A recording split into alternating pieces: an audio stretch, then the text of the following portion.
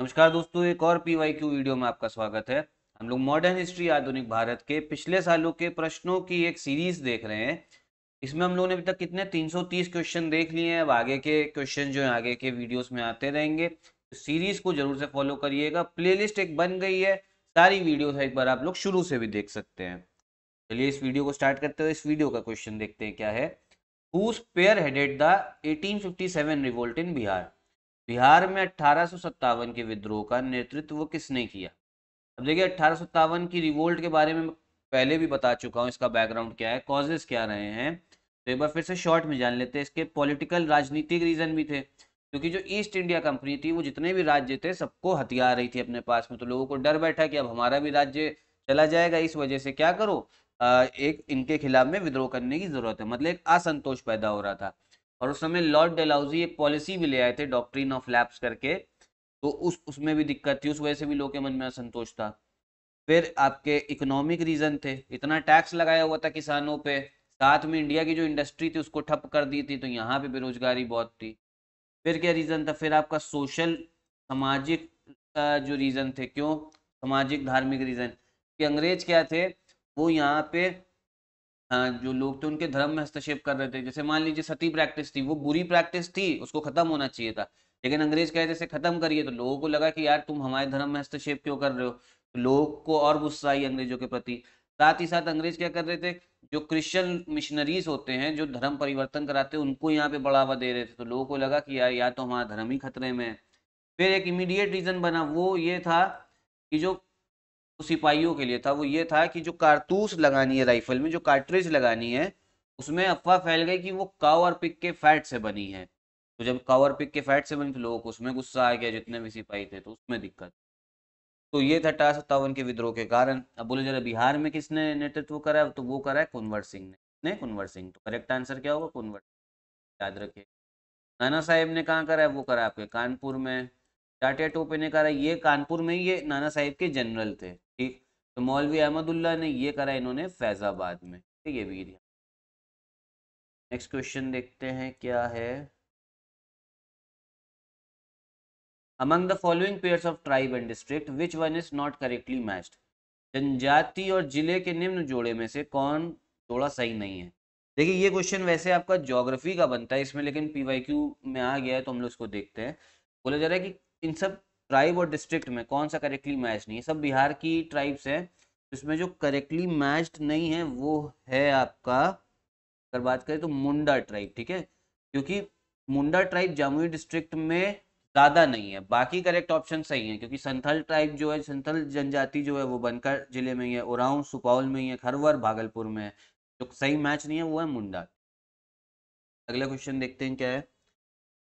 Which company established its factory in 1632 at Patna Bihar, ठीक है। वर्ष 1632 में बिहार के पटना शहर में कौन सी कंपनी ने अपनी फैक्ट्री स्थापित की। बिहार के पटना शहर की बात हो रही है 1632, तो ये करिए डच ईस्ट इंडिया कंपनी ने, डच ईस्ट इंडिया। अब देखिए भारत में व्यापार करने सारे ही यूरोपियन देश की जो कंपनी थी सबने भेजी थी। सारे यूरोपीय देश नहीं, इसमें जो चार देश थे उनके बारे में बात करते हैं। एक तो ब्रिटिश ने भेजी थी अपनी कंपनी, डच वालों ने भी भेजी थी, पुर्तगालियों ने भी भेजी थी, और जो फ्रांसीसी थे उन्होंने भी भेजी थी अपनी कंपनी, ठीक है। इन सब ने अपनी कंपनी भेजी, इन सबको एक ही इन सबको व्यापार करना था भारत से। क्या क्या व्यापार के मेन आइटम थे, तो स्पाइसेस होती हैं आपकी, मसाले जितने हो गए, जैसे आपका ये काली मिर्च, फिर लौंग, इलायची, ठीक है, ये सब इन मसालों में इनको व्यापार करना था। कॉटन कपास में करना था, सिल्क में करना था, रेशम में। फिर तो इस वजह से सारे कंपनियां इस देश में हैं, सबने अपनी अपनी फैक्ट्रीज लगाई। लेकिन आखिर में सब कंपनियों का इस देश से पतन होता रहा, सिर्फ एक ब्रिटिश ईस्ट इंडिया कंपनी थी जो अंग्रेज, वो बचे, और उन्होंने ही इस देश में अपना शासन आगे चलाया, ठीक है। तो 1632 में किसने फैक्ट्री लगाई, वो लगाई Dutch East India. Who among the following escaped from Hazaribagh jail during quit India movement. भारत छोड़ो आंदोलन के दौरान इनमें से कौन हजारीबाग जेल से फरार हुए, ठीक है। तो पहली बात तो भारत छोड़ो आंदोलन जो था आपका वो चालू कब हुआ है, वो हुआ आपका 1942 में, ठीक है। अब देखिए जब भारत छोड़ो आंदोलन चला था उसमें ज्यादातर जो बड़े नेता थे सबको जेल में अरेस्ट करके डाल दिया गया था, अंग्रेजों ने डाल दिया था। लेकिन उस समय जयप्रकाश नारायण थे, वो बाहर थे, तो इन्होंने कहा कि हम जो है इस आंदोलन का नेतृत्व करेंगे। ठीक है, अब जब नेतृत्व कर रहे थे और अच्छे से कर रहे थे, तभी अंग्रेजों ने आके इनको भी अरेस्ट कर लिया, इसको जयप्रकाश नारायण को। अब और इनको डाल कहाँ दिया, हजारीबाग जेल में। हजारीबाग जेल आपके झारखंड में है, हजारीबाग जेल में डाल दिया। अब ये वहां से प्लान बना के हजारीबाग जेल से वहां से ये लोग फरार हो गए थे, मतलब एस्केप कर लिया था, फरार हुए थे। कैसे किया था, जिस दिन 1942 में जिस दिन दिवाली का दिन था, उस दिन बहुत सारे गार्ड जो थे वो छुट्टी पे गए हुए थे, तो जो सिक्योरिटी थी वो कम थी, तो इन्होंने तब प्लान बनाया और वहां से फरार हो गए। कौन फरार हुए, वो हुए आपके जयप्रकाश नारायण। और आज़ादी के बाद भी इनका बहुत योगदान रहा है। इंदिरा गांधी के खिलाफ इन्होंने बहुत ज़्यादा प्रोटेस्ट करा। और ये जो आपातकाल लगने का जो कारण था, उसमें एक कारण ये भी था कि जयप्रकाश नारायण बहुत ज़्यादा प्रोटेस्ट कर रहे थे इंदिरा गांधी के खिलाफ। इंदिरा गांधी ने कहा था कि देखो सब लोग प्रोटेस्ट पे उतर आए हैं, तो कैसे सही होगा सब मामला, तो आपातकाल लगाना पड़ेगा। ठीक है, अगला क्वेश्चन क्या है, who was the president of the session of the Indian National Congress held in AD 1922। भारतीय राष्ट्रीय कांग्रेस के 1922 में आयोजित गया अधिवेशन के अध्यक्ष कौन थे। ठीक है, तो इसका जो करेक्ट आंसर है वो है आपके चित्तरंजन दास सीआर दास। कब, 1922 में। कहाँ हुआ है सेशन, ये हुआ आपके गया में। गया कहाँ है, वो है आपके बिहार में है? गया में हुआ। Which department was held by Rajendra Prasad in the interim government formed in 1946? 1946 में अंतरिम सरकार में राजेंद्र प्रसाद के पास कौन सा विभाग था, तो इनके पास में था फूड एंड एग्रीकल्चर, खाद्य एवं कृषि। ठीक है, अब देखिए इंटरिम गवर्नमेंट 1946 में बनी, इसका क्या पर्पस था। पहली चीज तो 1946 में जो संविधान सभा थे उसके आपका चुनाव हो गया था। तो जो अंतरिम सरकार बनी थी, उसके जो मेंबर्स थे सरकार में, जो मिनिस्टर थे, वो संविधान सभा से ही चुने गए थे। ठीक है, अब साथ ही साथ में अब अंतरिम सरकार बनाई इसलिए गई थी क्योंकि इस समय तक क्लियर हो गया था कि जो ब्रिटिशर्स है, जो अंग्रेज हैं, वो पावर हम लोग को देने वाले, मतलब ट्रांसफर ऑफ पावर होने वाले, भारतीयों को सत्ता सौंपने वाले हैं। लेकिन अब जब सत्ता सौंपी जाएगी, बीच में भी तो कोई सरकार हो जो सत्ता, जब ट्रांजिशन होगा, जब वो बदलाव होगा, उसमें वो नजर रखे। अब जैसे मान लीजिए बदलाव हो रहा है, आपका अंग्रेजों से भारतीयों को सत्ता सौंपी जा रही है, लेकिन मान लीजिए उस समय पे खाने की दिक्कत हो गई, तो खाने के लिए तो कोई मिनिस्टर होना चाहिए। लॉ एंड ऑर्डर में दिक्कत हो गई, तो उसके लिए तो कोई मिनिस्टर होना चाहिए। तो उसके लिए बनी थी अंतरिम सरकार। उसमें कौन सा इनको विभाग मिला था, फूड एंड एग्रीकल्चर का, इसको Rajendra Prasad. Where was the Ghadar party founded, Ghadar party की स्थापना कहाँ पर हुई थी, तो ये हुई आपके यूनाइटेड स्टेट, संयुक्त राज्य अमेरिका। कब हुई है, 1913 में। कहाँ थे हेडक्वार्टर, सैन फ्रांसिस्को में। गदर पार्टी अच्छा बनाई किसने थी, जो भारत के ही लोग आपके अमेरिका और कनाडा में रह रहे हैं।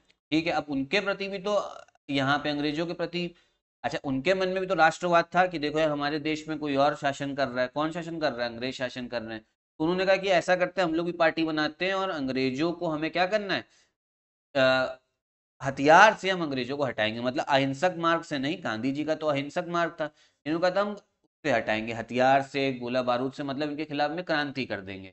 तो इस वजह से इसको बोला जाता है एक अंतरराष्ट्रीय क्रांतिकारी संगठन, इंटरनेशनल रेवोल्यूशनरी ऑर्गेनाइजेशन, गदर पार्टी। 1913 में बना था, जो भारत के लोग यूएसए और कनाडा में रह रहे थे उन्होंने ही बनाया था। स्थापना किसने करी थी, वो करी लाला हरदयाल ने। ठीक है, लाला हरदयाल, ये ध्यान रखिए। लाला लाजपत राय की बात नहीं हो रही, वो अलग है। लाला दोनों में पहले में आ जाता है, इसलिए लोग कंफ्यूज हो जाते हैं। ये है Lala Hardayal. By whom was the servants of India society founded in 1905। 1905 में सर्वेंट्स ऑफ इंडियन सोसाइटी की स्थापना किसके द्वारा की गई, ये करी है, पिछली वीडियोस में भी बात करी, गोपाल कृष्ण गोखले ने करी है। ठीक है, गोपाल कृष्ण गोखले ने 1905 में पुणे में, महाराष्ट्र में की स्थापना करी। इसका भी उद्देश्य क्या था, सामाजिक इशू पे काम करना, जैसे शिक्षा पे, आपकी जो जनजातियों, जो ट्राइबल लोग हैं, जो जनजाति लोग हैं, उनकी सिचुएशन खराब है, उनके लिए काम करना, गरीबी में काम करना, और फिर शिक्षा को आगे बढ़ाना लोगों में। ठीक है, who is the author of the book unhappy India. Unhappy India पुस्तक के लेखक कौन थे, ये लेखक हैं आपके लाला लाजपत राय। लाला लाजपत राय, इनको शेर ए पंजाब भी बोला जाता है। क्या, शेर ए पंजाब। अब लाला लाजपत राय एक उग्रपंथी विचारधारा से थे। साथ ही साथ में 1927 में जब साइमन कमीशन भारत में आया था, तो इस साइमन कमीशन का विरोध कर रहे थे, तब इन लाठी चार्ज पे इनके सर पे लाठी लग गई थी। फिर ये हॉस्पिटलाइज हो गए थे, वहीं पे जाके इनकी डेथ हो गई। और इनकी डेथ से सदमा पहुंचा था किसको? भगत सिंह को सदमा पहुंचा था। और भगत सिंह ने तब जाके ये निर्णय लिया था कि जिस पुलिस ऑफिसर ने इन पे लाठीचार्ज किया था वो अंग्रेज था, उसकी हम हत्या करेंगे। और वो इन्होंने निर्णय लिया था भगत सिंह ने, और साथ ही साथ में ये सोचा था कि जो सेंट्रल असेंबली है जहाँ पे अंग्रेज वाले नेता बैठ रहे हैं, जैसे जो समय पार्लियामेंट था, वहां पे बम फेंकेंगे। ठीक है, तो ये याद रखिए। Who participated in all three round table conference? तीनों गोल में सम्मेलनों में किसने भाग लिया? ये लिया है आपके बी आर अम्बेडकर ने। ठीक है, तीनों गोल में सम्मेलन में। पहली गोल में सम्मेलन हुई है आपकी 1930 में, दूसरी हुई है 1931 और तीसरी हुई है 1932। ठीक है, तो साथ ही साथ ईयर चल रहे, ये याद रखिएगा। कहाँ पे हुई थी? लंदन में हुई थी। और आपकी कांग्रेस ने किस में हिस्सा लिया? कांग्रेस ने सिर्फ जो दूसरी गोल में सम्मेलन थी, सेकेंड राउंड टेबल कॉन्फ्रेंस जो 1931 में हुई, कांग्रेस ने सिर्फ उसमें हिस्सा लिया है। ठीक, अब गोल में सम्मेलन हुई किस लिए थी? कि भैया ये बोला गया, अंग्रेजों ने बोला कि आइए लंदन में आके मिलते हैं भारत के नेताओं से और बात करते हैं कि आगे भारत में कौन से संवैधानिक जो रिफॉर्म है, संवैधानिक संशोधन कौन कौन से हम ला सकते हैं जिससे देश में और क्या कहते हैं आपको, जो आपकी जो मांगे हैं हम उसको कैसे पूरी करें, मतलब संविधान सुधार और कैसे लेके आए, इस पे मीटिंग। ये कहाँ पे हुई थी? लंदन में हुई थी। तो यही थे आपके क्वेश्चंस इस वीडियो के। वीडियो आपको पसंद आया हो तो लाइक करिएगा, चैनल सब्सक्राइब। कोई डाउट हो तो कमेंट बॉक्स में लिखिए, वीडियो अच्छी लगे तो भी कमेंट बॉक्स में लिख दीजिए, दोस्तों को भी शेयर करिए। नमस्कार।